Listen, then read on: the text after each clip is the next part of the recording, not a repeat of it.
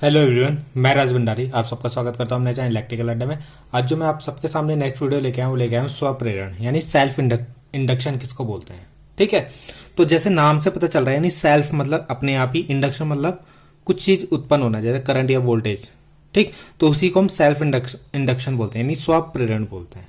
ठीक, अब इसमें होगा क्या, अभी तक हम क्या पढ़ रहे थे कि जैसे हम एक कुंडली में क्या कर रहे थे, एक कुंडली थी हमारे पास। ठीक, और उसके सामने हम क्या ला रहे थे, मैग्नेट को लेके आ रहे थे।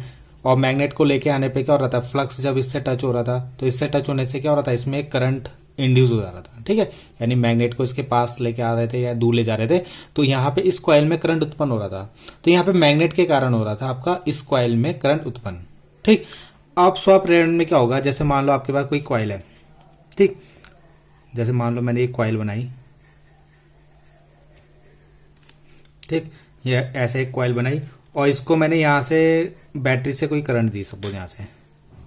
ठीक, इस तरीके से। अब क्या होगा, बैटरी में जब आप इस पे बैटरी कनेक्ट करोगे तो आपको पता है यहां से करंट जाएगी। ठीक है, तो ये करंट आपकी क्या है, जो करंट आपके यहाँ पे इस सर्किट में फ्लो हो रही है। ठीक है, इस करंट को हम मेन करंट भी बोल सकते हैं, यानी जो मेन करंट है जो हम दे रहे हैं। ठीक है, तो ये करंट इस सर्किट में फ्लो होगी, ये इसके अंदर से ऐसे जाएगी और ऐसे होते हुए बाहर आएगी। ठीक, और जब आपको पता है ये करंट यहां से जाएगी, तो अगर मैं इस करंट में परिवर्तन करूंगा यानी धारा में परिवर्तन करूंगा। अब मैं धारा में परिवर्तन कैसे कर सकता हूं, यहाँ पे मैं एक रियोस्टेट लगा सकता हूँ। रियोस्टेट मतलब एक परिवर्ती प्रतिरोध लगा सकता हूँ। उससे क्या होगा, जैसे मैंने यहाँ पे लगा दिया सपोज, तो उससे क्या होगा, उसकी वैल्यू को मैं चेंज करूंगा यहाँ से, तो ये करंट भी यहाँ पे चेंज होगा। ठीक है, यानी करंट की वैल्यू को कम या ज्यादा मैं यहाँ पे कर सकता हूँ। तो जैसे ही मैं इस करंट की वैल्यू को यहाँ पे बढ़ाता हूँ, ठीक, तो आपको पता है जैसे यहां से करंट जाएगा तो यहाँ पे एक चुंबकीय क्षेत्र बनेगा। क्या बनेगा, चुंबकीय क्षेत्र बनेगा इस कॉइल के अंदर। ठीक, और चुंबकीय क्षेत्र बनेगा तो उससे क्या बनेगा, आपका एक फ्लक्स भी बनेगा। ठीक, तो यहाँ पे क्या होगा, जब ये मेन करंट चलेगी आपकी तो एक चुंबकीय फ्लक्स बनेगा आपका, फाई मैग्नेटिक फील्ड के कारण एक चुंबकीय फ्लक्स बनेगा। ठीक, अगर मान लो मैं इस धारा में परिवर्तन करता हूं, मान लो मैं इस करंट को बढ़ाता हूं। ठीक है, परिवर्तन कैसे करूंगा, यहां से रेजिस्टेंस की वैल्यू को कम ज्यादा करके इसकी वैल्यू को, करंट की वैल्यू को कम ज्यादा करूंगा। ठीक है, तो सपोज मैं करंट की वैल्यू को बढ़ा रहा हूं, तो यहां पे क्या होगा, फ्लक्स में परिवर्तन होगा। जब आप यहां से करंट बढ़ाओगे तो ये फ्लक्स भी क्या होगा, बढ़ेगा। और आपको पता है जब फ्लक्स बढ़ता है तो एक ईएमएफ इंड्यूस होती है। आपने उसका किसका नियम पढ़ा होगा था, फ्राडे का नियम पढ़ा था। ठीक है, तो फ्लक्स में परिवर्तन होते ही आपका d∅dt, ठीक, यहाँ पे एक ईएमएफ उत्पन्न हो जाएगा, यानी इस कॉइल के अंदर भी एक ईएमएफ उत्पन्न हो जाएगा। एक ईएमएफ तो आप यहाँ बैटरी से दे रहे हो, ठीक, और एक ईएमएफ इसके अंदर अपने आप ही उत्पन्न हो रहा है। ठीक है, क्यों, क्योंकि जब आपकी करंट यहाँ पे चल रही है तो यहाँ पे फ्लक्स में परिवर्तन हो रहा है, तो फ्लक्स में परिवर्तन हो रहा है तो यहाँ पे एक ईएमएफ उत्पन्न होगी। ठीक, इस कॉइल में एक ईएमएफ उत्पन्न होगी, और ईएमएफ उत्पन्न होगी तो एक करंट भी उत्पन्न होगी। ठीक है, यानी एक करंट आपकी यहाँ पे और उत्पन्न होगी। ठीक है, जिसकी दिशा कहाँ होगी, ये जो करंट इसके अंदर उत्पन्न होगी उसकी दिशा हम कैसे निकालेंगे, उसकी दिशा हम निकालेंगे लेंज के नियम से। किससे, लेंज के नियम से इसकी दिशा निकालेंगे। तो हमने देखा कि इसकी दिशा जो आई है वो क्या इस तरीके से आएगी। ठीक है, इसको मैं स्मॉल आई ले लेता हूँ।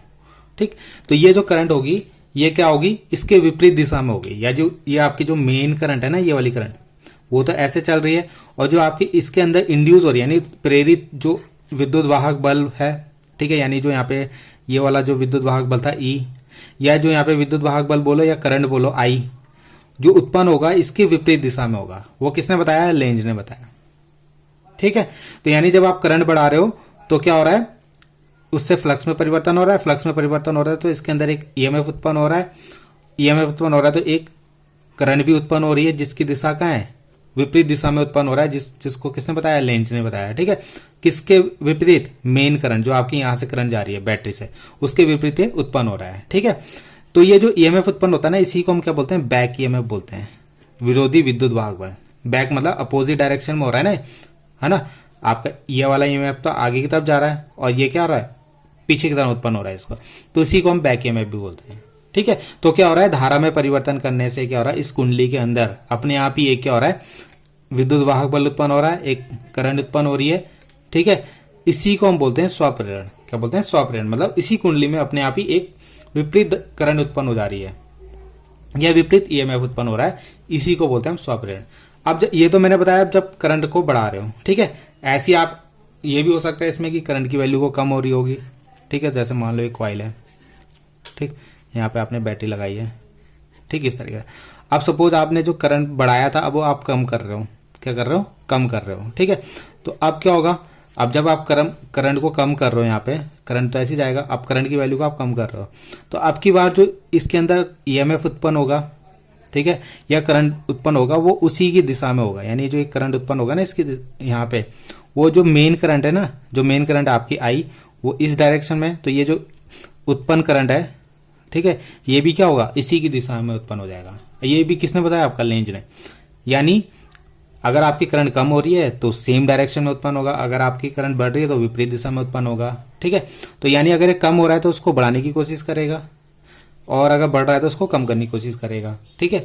तो ये जो करंट उत्पन्न हो रही है यही आपका क्या है, स्वप, मतलब ये जो उत्पन्न करंट जो हो रही है, इसी घटना को हम क्या बोलते हैं, स्वप्रेरण बोलते हैं, ठीक। तो ये तो था स्वप्रेरण के बारे में, ठीक है। नेक्स्ट हम इसमें पढ़ेंगे स्वप्रेरकत्व क्या होता है, यानी सेल्फ इंडक्टेंस क्या होता है, ठीक है।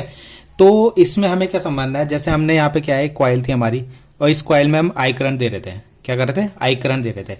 तो आपको पता आई करंट देने पे यहाँ पे फ्लक्स बन रहा था, ठीक। तो यहाँ पे जो फ्लक्स होगा, तो आई करंट देने पे क्या हो रहा था, यहाँ पे एक फ्लक्स बन रहा था, ठीक है, ये फ्लक्स बन रहा था। तो ये जो फ्लक्स होगा ना कि वो किसके समानुपाती होगा, करंट के। यानी जितनी ज्यादा आप करंट दोगे उतना ज्यादा यहाँ पे क्या होगा, फ्लक्स बनेगा आपका, ठीक है। अब आपने जैसे ये प्रोपोर्शनल का साइन हटाओगे ना, यहाँ पे फाई हटाओगे तो एक कांस्टेंट वैल्यू लोगे एल, ठीक है, और ये फॉर्मूला बन जाएगा फाई एल आई। जो एल होता है ना यहाँ पे, यही आपका क्या होता है, स्वप्रेरकत्व होता है, स्वप्रेरकत्व होता है, ठीक है। या इसको एक और नाम बोलते हैं, इसको स्वप्रेरण गुणांक बोलते हैं, क्या बोलते हैं, स्वप्रेरण गुणांक, इसी एल को बोलते हैं, ठीक है। तो यही आपका स्वप्रेरकत्व होता है, या स्वप्रेरकत्व गुणांक हम इसको बोलते हैं, ठीक है। इसकी यूनिट जो होता है ना, मात्रक, इसका मात्रक हम लेते हैं हेनरी, क्या लेते हैं, हेनरी, ठीक है। हेनरी इसका मात्रक होता है, जिसको कैपिटल एस से डिनोट करते हैं, ठीक है। तो इतना आपको स्वप्रेरकत्व के अंदर याद रखना है, ठीक है। अब एक चीज और है, तो अगर आपसे कोई स्वप्रेरकत्व की डेफिनेशन पूछेगा तो आप क्या बताओगे, ठीक है। तो आप क्या करोगे, जैसे आपका फॉर्मूला इसको इसी को लिखोगे सबसे पहले एल आई, ठीक। अगर मान लो आप यहाँ पे कितनी करंट दे रहे हो, आई आप यहाँ पे 1 एम्पियर दे रहे हो, कितनी 1 एम्पियर करंट दे रहे हो, तो 1 एम्पियर करंट देने पे फाई बराबर कितना आएगा, एल इंटू 1, तो कितना होगा, फाई इक्वल टू एल, ठीक है। तो यहां से आप क्या बोल सकते हो कि किसी भी परिपथ का स्वप्रेरकत्व किसके बराबर होता है, उसमें उत्पन्न फ्लक्स के बराबर होता है, ठीक है। यानी क्या हो रहा है आपका, जैसे कोई कॉइल थी आपकी, ये कुंडली आपकी, ठीक है। तो यहाँ पे क्या है, अगर आपकी यहाँ पे 1 एम्पियर करंट प्रवाहित हो रही है, कितनी 1 एम्पियर करंट प्रवाहित हो रही है, आई की वैल्यू 1 एम्पियर रखती है, तो जब आप आई की वैल्यू यहाँ पे रखोगे तो इसका जो आपका स्वप्रेरकत्व होगा ना, इस कुंडली का जो स्वप्रेरकत्व होगा एल, वो किसके समानुपात, वो किसके बराबर आ जाएगा कि जो इसमें फ्लक्स उत्पन्न हो रहा है उसके बराबर होगा, ठीक है। तो यही इसकी क्या है, डेफिनेशन भी हो जाएगी आपकी, ठीक है, phi equal to L. Next चीज हमारा ना, यहाँ से एक फॉर्मूला और उत्पन्न मतलब एक और फॉर्मूला हम यहाँ पे ड्राइव करेंगे। तो जो अभी आपने देखा था कुंडली में एक ईएमएफ उत्पन्न हो रहा था ई, ठीक है। ये जो प्रेरित विद्युत वाहक बल जो है आपका, यानी ईएमएफ जो है, ठीक है, इसका फॉर्मूला क्या होता है, आपको पता है, फ्राडे के नियम से आपने पढ़ा है, ई इक्वल टू होता है माइनस आपका delta phi upon delta T, ठीक है। अगर आप यहाँ पे देखो, माइनस डेल्टा फाई की जगह हम क्या रख सकते हैं, अभी हमने पढ़ा कि फाई की जगह हम क्या रख सकते हैं, एल आई रख सकते हैं। तो ये फॉर्मूला क्या बन जाएगा आपका, ये बन जाएगा आपका, फाई की जगह आप रख दो L I upon delta T, ये फॉर्मूला आपने रख दिया।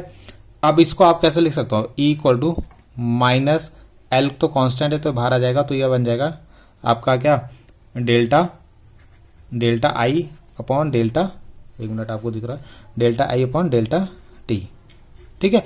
तो ये क्या है, जो उत्पन्न ईएमएफ था ना आपका, ये जो ई था यहाँ पे उत्पन्न ईएमएफ, उसकी वैल्यू आ गई, ठीक है। और एल यहाँ पे क्या आ गया आपका, स्वप्रेरकत्व आ गया आपका, ठीक है।